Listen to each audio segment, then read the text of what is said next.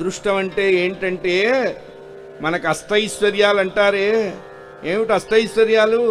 హెచ్ఎస్బిసిలో 2 కోట్లు, హెచ్డిఎఫ్సిలో 3 కోట్లు కాదు.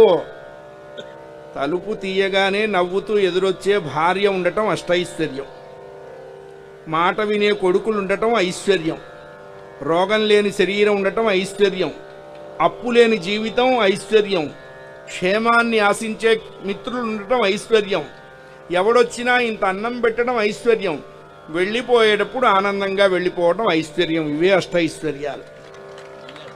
ఇవే. ఇది లేకుండా కోట్లు లక్షలు ఉంటే ఎందుకంటే తగలేసుకుంటాడా?